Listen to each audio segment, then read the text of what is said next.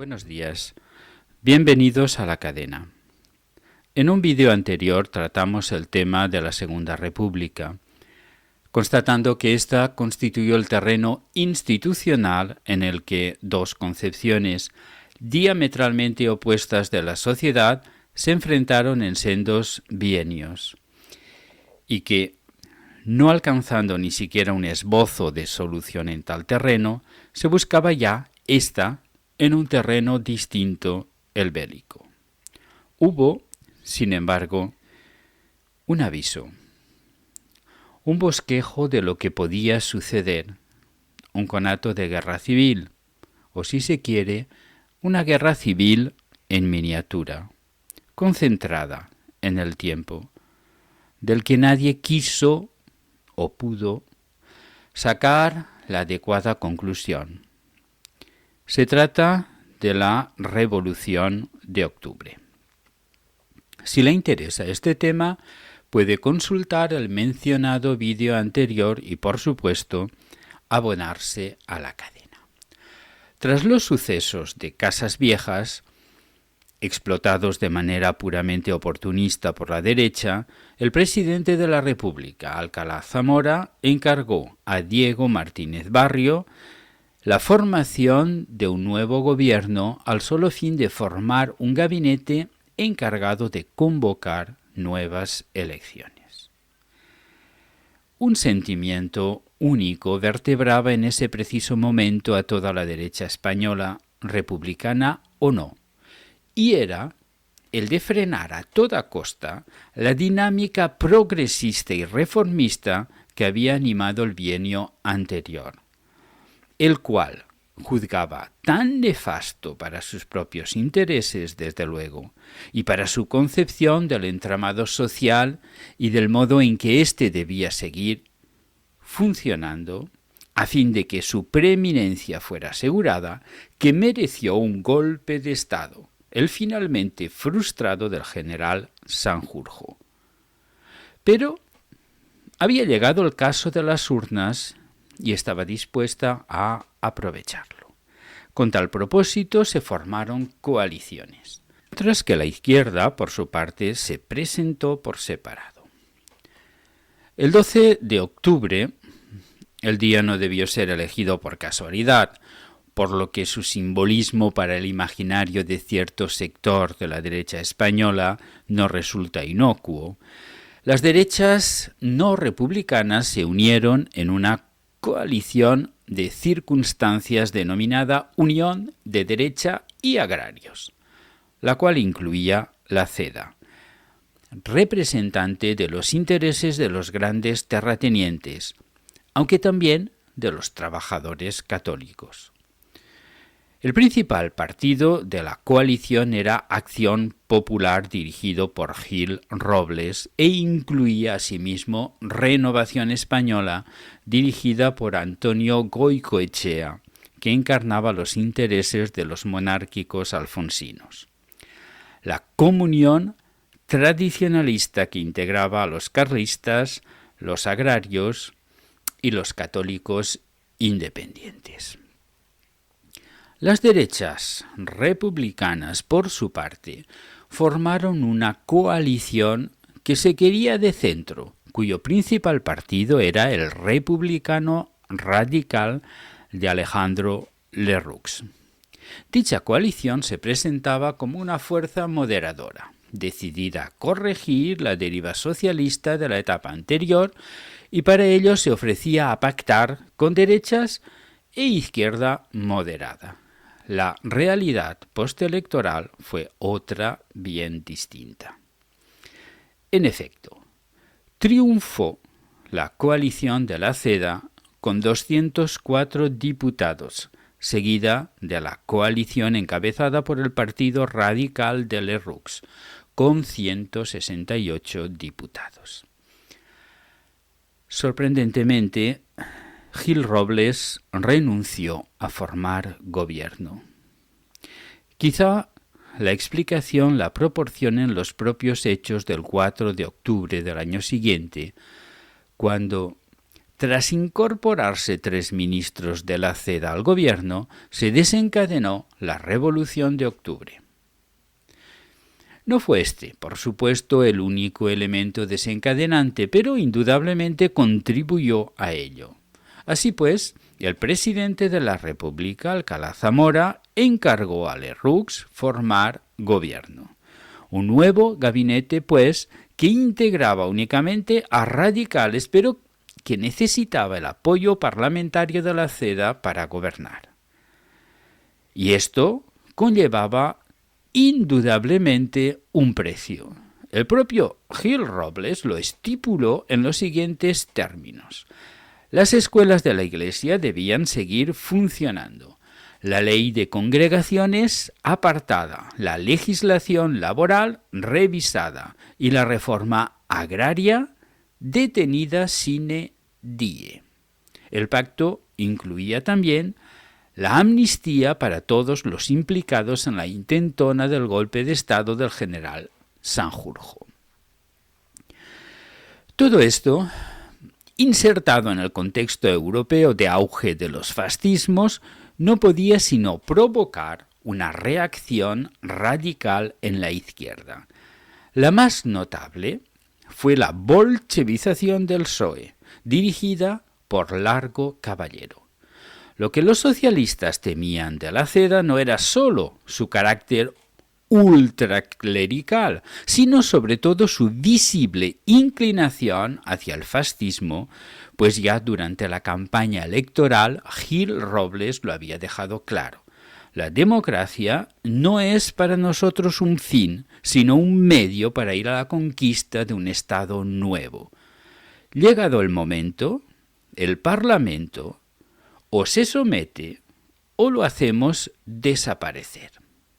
Poco antes, tras asistir como observador al Congreso de Nuremberg del partido nazi, celebrado en septiembre de 1933, Gil Robles había manifestado que existen elementos comunes entre ese partido y la CEDA, como su raíz y su actuación eminentemente populares, su exaltación de los valores patrios, su neta significación antimarxista, su enemistad con la democracia liberal y parlamentaria. Los temores de los socialistas, alarmados tras el acceso de Hitler al poder en Alemania por medios legales, se acrecentaron cuando en febrero de 1934 se produjo el aplastamiento de los socialistas vieneses por el dictador social cristiano Dollfuss. El diario El Socialista escribió el 14 de febrero: el frente fascista se ha formado en Austria contra el proletariado bajo la dirección del clericalismo jesuítico, exactamente como se está formando en España con la participación de Gil Robles y con idénticos fines.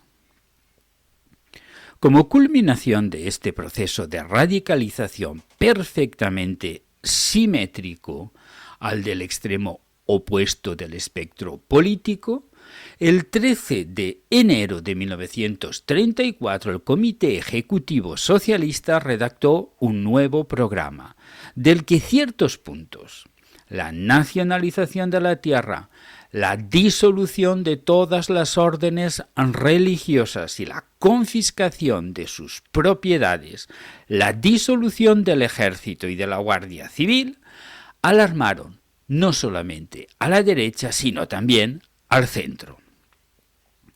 El Partido Socialista, aun teniendo que lidiar con una crisis interna que oponía la línea moderada de Besteiro a la radical de Largo Caballero, con el predominio final de esta última, como ya se ha dicho, consiguió convertirse en el pivote sobre el que giraría la revolución social. Geográficamente, su fuerza se asienta sobre todo en Madrid y en el norte industrial, dos zonas separadas por territorio hostil, aunque unidas por un ferrocarril cuyo personal se halla afiliado en masa a la sindical socialista, la UGT. Los anarquistas, debilitados, y los comunistas, todavía sin las fuerzas necesarias, se unen al movimiento revolucionario socialista en marcha. El 3 de febrero se constituyó un comité revolucionario decidido a que la revuelta contra el gobierno tuviera todas las características de una guerra civil, cuyo éxito iba a depender de la extensión que alcance y la violencia con que se produzca. Palabras que recuerdan a las muy similares que Mola pronunció 2 años más tarde, el 18 de julio de 1936. Las juventudes socialistas comenzaron a armarse y a adiestrarse en secreto, como por cierto también hacían por su parte carlistas y falangistas. Ante el desguace de la incipiente reforma agraria, la Federación Nacional de Trabajadores de la Tierra, dependiente de la UGT, convocó al principio del verano de 1934 una huelga general que solo obtuvo un triunfo limitado y condujo a la detención de 10.000 braceros y a la supresión de unos 200 ayuntamientos socialistas y a unas feroces represalias laborales. El 1 de octubre, Gil Robles derriba a Samper y exige la presencia activa de la CEDA en el nuevo gabinete. Tal iniciativa, que no carece, por cierto, de regularidad democrática, fue interpretada por la izquierda como una suerte de golpe protofascista. El 4 de octubre, Lerroux comunica a la prensa la composición del nuevo gobierno con 3 ministros de la CEDA, aunque entre ellos no figuraba el propio jefe, quien sigue con su idea de mantenerse un paso atrás, si bien ejerciendo ya un control directo sobre el gobierno. Tal anuncio desencadenó de manera inmediata y fulgurante la Revolución de Octubre. En Madrid, la UGT declaró la huelga general en la medianoche del 4 al 5 de octubre, la cual se prolongaría durante los 8 días siguientes con un alto índice de participación, a pesar de que la CNT no la apoyó. Sin embargo, la acción insurreccional en cuanto tal fracasó por falta de preparación militar de los obreros y también porque la ingenuamente esperada participación de la guarnición de la capital no se produjo. De este modo, las tímidas tentativas de asalto a la presidencia del gobierno y otros centros de poder, después de 2 horas de disparos, fueron sofocadas por el gobierno de la República, que encarceló a los sublevados. En la España periférica y latifundista, los campesinos, agotados por las huelgas y la represión de junio, apenas se movieron. En la región de Valencia, donde la UGT había desbancado a la CNT como primera fuerza sindical, se declaró la huelga general en los núcleos urbanos más importantes, produciéndose enfrentamientos armados con las fuerzas de orden público, sobre todo en el sur, Alicante, Elda, Novelda, Elche, Villena y otras localidades. En la ciudad de Valencia, tuvieron especial protagonismo los obreros portuarios y en la cercana localidad de Alcúdia de Carlet se llegó a proclamar el comunismo libertario. En Cantabria, la huelga insurreccional se desarrolló del día 5 al 16, aunque hubo enfrentamientos con la Guardia Civil y los carabineros en el puerto de Santander y en la factoría de Nueva Montaña. El epicentro fue la zona industrial de Torrelavega y la cuenca del Besaya. Hubo enconados combates en Torrelavega, Corrales de Buelna y especialmente en Reynosa, ciudad donde el gobierno empleó el ejército con fuerzas enviadas desde Burgos. La normalidad no volvió a Torrelavega hasta el día 18 y el balance final fue de 11 muertos en la región. También hubo enfrentamientos armados en las zonas mineras del norte de Castilla y León, tanto en las de Palencia como en las de León. En Barruelo de Santullán, donde los mineros ocuparon el cuartel de la Guardia Civil, fue preciso utilizar la artillería para sofocar la rebelión. En Guardo, tras incendiar el cuartel de la Guardia Civil y ocupar el ayuntamiento, donde fueron encarcelados los guardias civiles y los directivos de las compañías mineras, se llegó a organizar una economía socialista en la que el Comité Revolucionario, presidido por el alcalde, suprimió el dinero y emitió vales en su lugar. El gobierno tuvo que recurrir de nuevo a la artillería y también a la aviación para acabar con la insurrección. El pueblo fue ocupado por el batallón ciclista de Palencia. En el País Vasco, durante la semana que duró la huelga insurreccional del 5 al 12 de octubre, hubo 40 víctimas mortales, la mayoría de ellas insurrectos, entre las cuales un personaje de la relevancia de Marcelino Oreja Elosegui, diputado por Vizcaya en 1931 y 1933 y destacado militante tradicionalista. Aún así, las zonas en que la revuelta alcanzó mayor amplitud fueron Cataluña y Asturias. En la primera de ellas se llegó a proclamar el Estado catalán de la República Federal Española. Si bien en Cataluña dicha revolución fue declarada, desplegada y vencida en un solo día, el 6 de octubre, en Asturias la papeleta no se resolvió con tanta facilidad. Allí, en efecto, se trató de una guerra civil que duró 2 semanas. Ello fue así porque las fuerzas insurrectas habían creado una unión más compacta.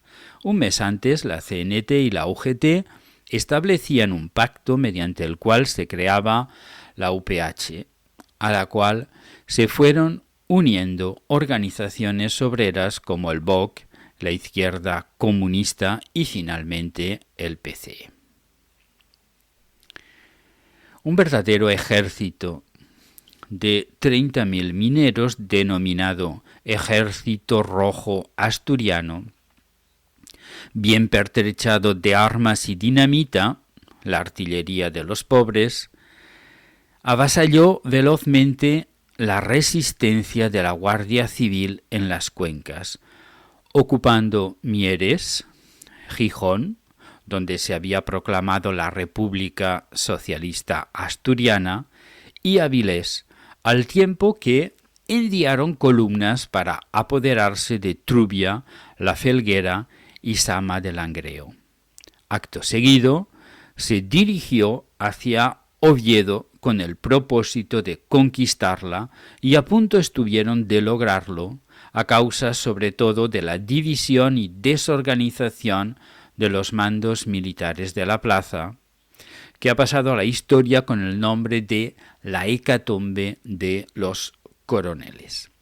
La ciudad estaba defendida por 1.500 soldados y guardias de asalto. Los revolucionarios la tomaron parcialmente en una encarnizada lucha urbana, peleando por cada calle y cada casa. En la parte conquistada implantaron una comuna, sustituyeron la moneda corriente por valores firmados por los comités, requisaron los trenes y vehículos, confiscaron edificios y se pusieron a organizar los abastecimientos y la sanidad. Aprovechando el desconcierto, grupos de exaltados asesinaron a unas 40 personas pertenecientes al clero y a las clases elevadas de la ciudad. El país se encontraba ya bajo la ley marcial, y en esas circunstancias el ministro de la guerra, Diego Hidalgo, encargó la dirección de las operaciones en Asturias al general Francisco Franco, quien conocía el terreno al haber intervenido al mando de una columna durante la Revolución de 1917. Sin embargo, varios ministros se opusieron a esta designación, por lo que Franco hubo de contentarse con dirigir la operación desde Madrid, cediendo el mando directo de las tropas al general Eduardo López Ochoa, quien salió de Lugo con una fuerza expedicionaria.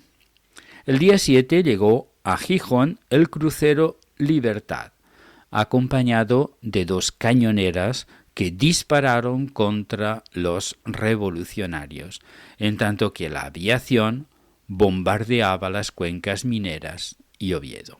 El día 8, el general Franco mandó 2 banderas de la Legión y 2 tabores de regulares integrados por marroquíes mercenarios, al mando todos ellos del impetuoso teniente coronel Yagüe. Ese mismo día, Ochoa tomó Avilés. El día 11, los revolucionarios se habían quedado sin municiones y su situación era desesperada. Al culminar el día 12, el general López Ochoa había reconquistado prácticamente toda la ciudad. El día 18, Belarmino Tomás, nuevo presidente del Comité Revolucionario, negoció la rendición general con López Ochoa a cambio de que los moros no entrasen en los pueblos. No sabía probablemente que desde el 10 legionarios irregulares ya lo habían hecho, robando, asesinando y violando, antes de proceder al fusilamiento de prisioneros in situ. Cuando ya la comuna asturiana estaba vencida, las fuerzas del orden desencadenaron una represión despiadada que incluyó detenciones arbitrarias, tortura y asesinatos a sangre fría.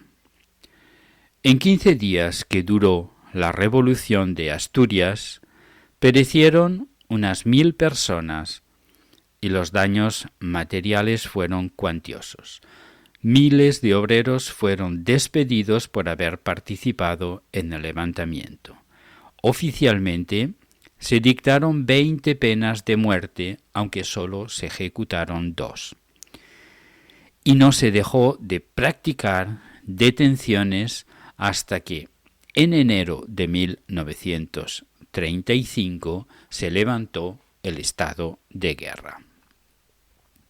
Más de 200 ayuntamientos de la región, controlados por republicanos de izquierda y socialistas, fueron sustituidos por gestoras de la confianza del gobierno.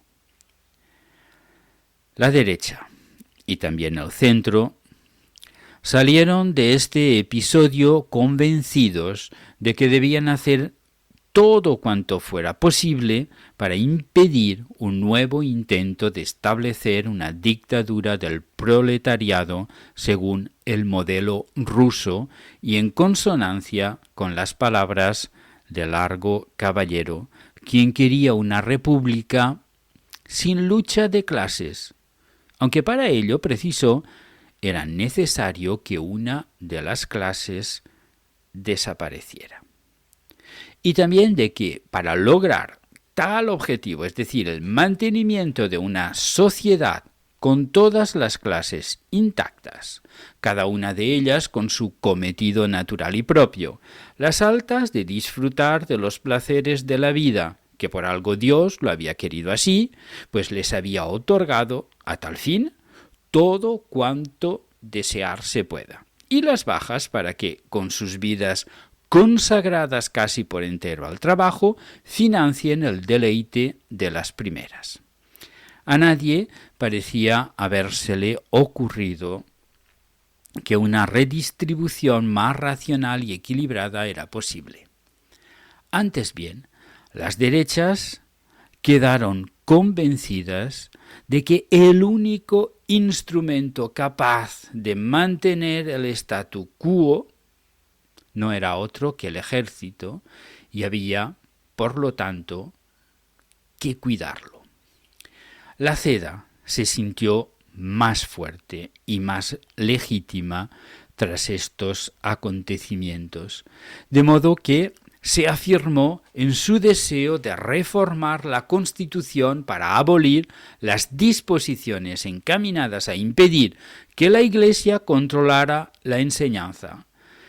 Pero si algo le quedaba al viejo radicalismo republicano de su esencia tradicional, era justamente su veta anticlerical, por lo que Gil Robles reclamó un mayor peso de la CEDA en el gobierno, lo que finalmente obtuvo en el nuevo gabinete de Lerroux, quien elevó a 5 los miembros de esta coalición, incluido esta vez su jefe, con solo 3 de su propio partido.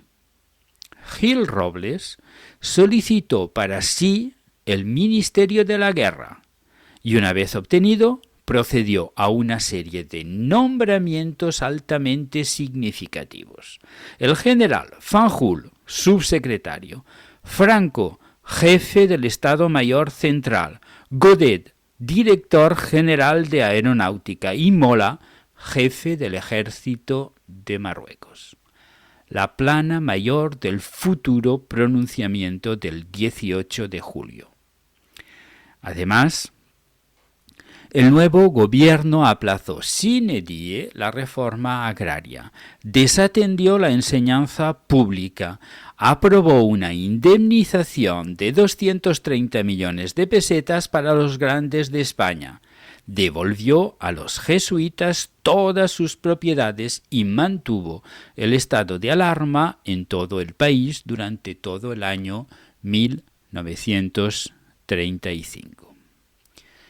Ante este panorama, la izquierda estaba condenada a reorganizarse, tratando de superar en aras de su supervivencia el formidable revés sufrido. Azaña, exculpado de los hechos de octubre a los que en realidad se había opuesto, reapareció en las Cortes y se lanzó a una campaña de mítines multitudinarios, el del campo de Mestalla en Valencia, el de Bilbao y el de Comillas, Madrid, sentando así las bases de la nueva coalición que llevaría al triunfo a las izquierdas en las elecciones de febrero de 1936. Indalecio Prieto, exiliado en París, rompió con Largo Caballero y trató de aproximarse a Azaña. Largo Caballero, por su parte, salió de la cárcel en noviembre más radicalizado que entró, pues había tenido tiempo de leer todas las obras de Lenin y había recibido en su celda numerosas visitas de Jacques Duclos, representante francés del Comintern.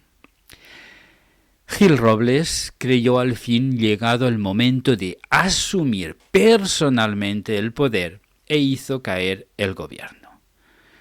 Pero el presidente Alcalá Zamora desechó su proposición de formar nuevo gabinete, prefiriendo nombrar en su lugar a Portela Valladares, un hombre de su confianza, en acuerdo con su proyecto de constituir un gran partido de centro, si bien jamás lo llevó a efecto, porque la dinámica que los hechos habían impuesto no apuntaba al centro, sino a los extremos.